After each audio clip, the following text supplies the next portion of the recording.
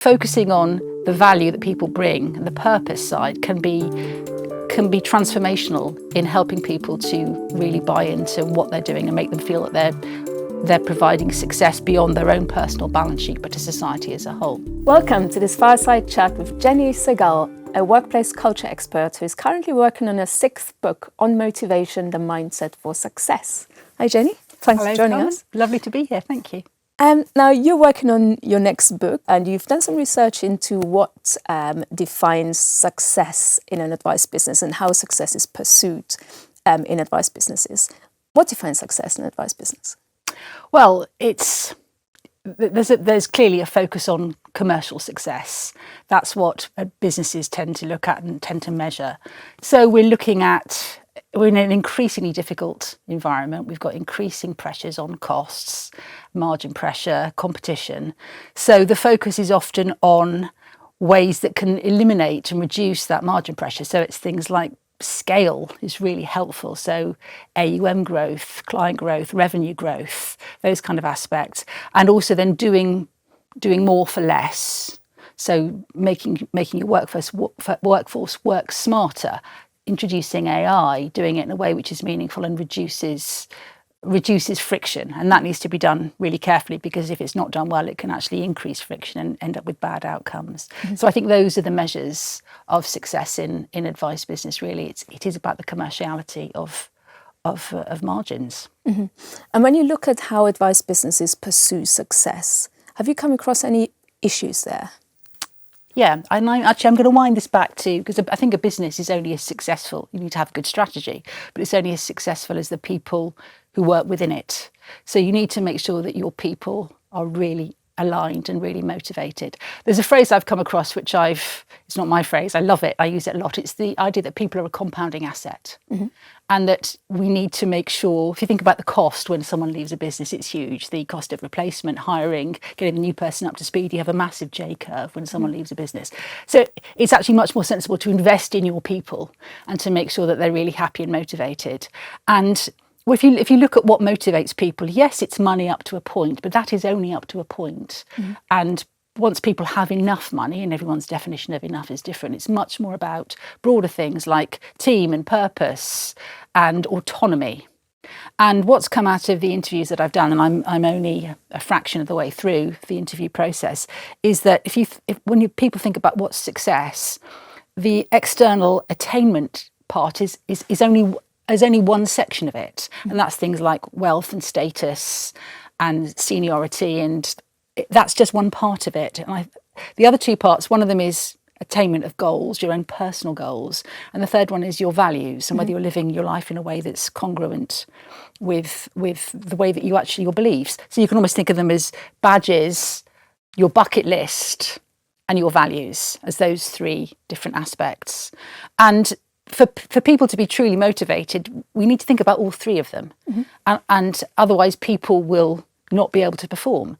And getting people to perform is absolutely aligned with the success of a business, because if everybody, when they're motivated, will produce better work. Mm-hmm. And the focus has gone a bit wrong. Right. So advice businesses, not advisors, tend to focus on the wrong things. Yes. There's a focus on production. Mm-hmm. And particularly for advisors, it's going to be, the focus is on the output. Are you raising assets? What's the revenue? What revenue are you bringing in? How many new clients are you bringing in?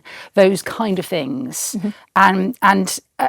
And we need to make sure that the environment is one which nurtures people so that they actually achieve those results without those results being the focus. If you have happy, motivated people in the right environment, you will get those good business outcomes. Mm-hmm. If you focus too much on the outcomes, there is a risk that that's what you'll get. You'll just be cracking the whip, and what gets paid, what gets measured, gets delivered. Mm-hmm. And what if you actually focus on delivering people who are motivated and happy, you will get those good business outcomes and success for the business. Mm-hmm. And which aspects of kind of working in an advice business tend to be particularly motivating for people, and also which ones tend to be quite demotivating? Yes, well, I think everybody struggles with micromanagement, People like to have autonomy to be able to do things the right way, and people like to have purpose.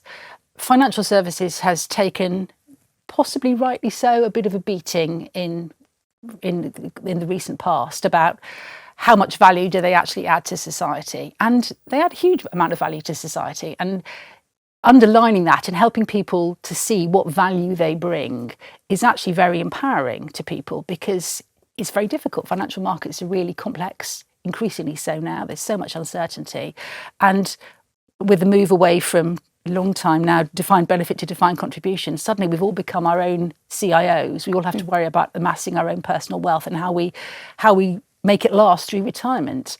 And so advisory businesses, this kind of advice for individuals, is really important and provides a huge social benefit.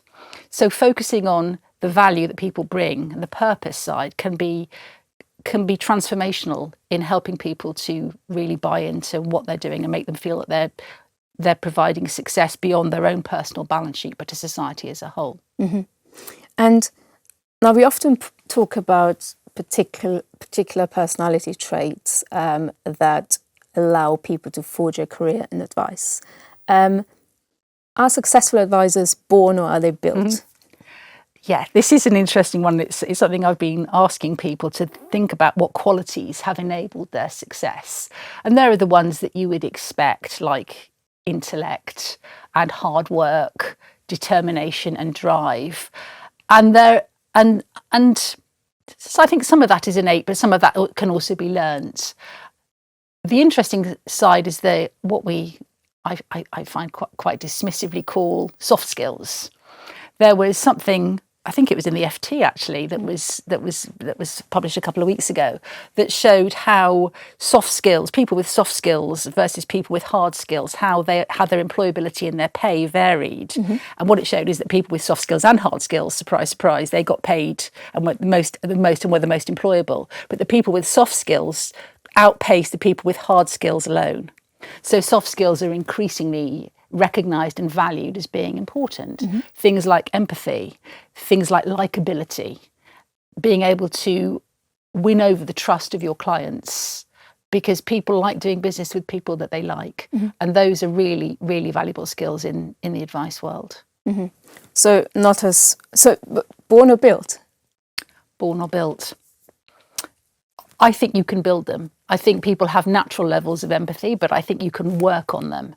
And actually just focusing on improving your listening skills can be hugely valuable. Mm-hmm. If you listen to what people say to you, you'll be able to understand more where they're coming from. So I think, yes, innate, but you can, even if you have low levels of innate skills in these areas, you can work on them. Mm.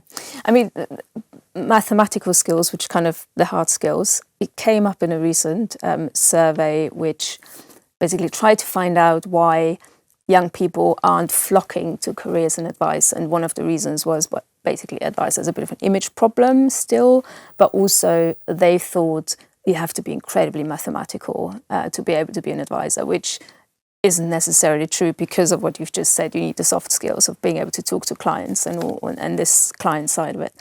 I'm going to add one, actually. Yeah. I think being articulate is very helpful, being able to understand, being that bridge person between the complex technician and the audience, so that you can explain things so that people can understand them. Mm-hmm. You don't actually have to be able to crunch the numbers. Mm-hmm.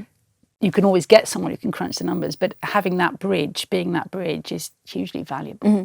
And a lot of young people kind of like careers where this is one of the the skills that is sought. But what can the advice industry do to attract more young people, to shed that outdated image of itself? Yes, I think this comes back to stressing the value that financial services brings, because it's about, I think the young people coming through now are much more purpose driven than certainly in my generation.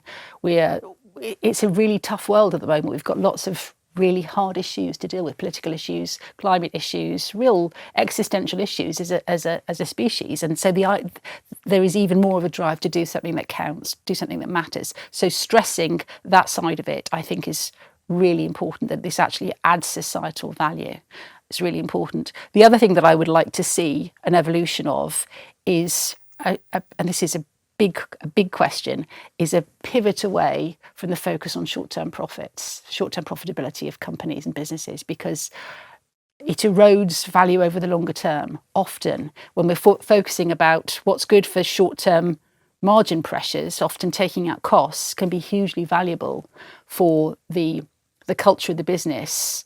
It may not hurt it on day one, it may not hurt it on day 30, but by day 365, you've got people leaving, because often it's the people with the soft skills without the direct portfolio management skills or the direct operational skills. It's often those who are the first to be sliced when there's cost taken out of the business. There's not enough recognition of the value of culture, this idea that people are a compounding asset and investing in people.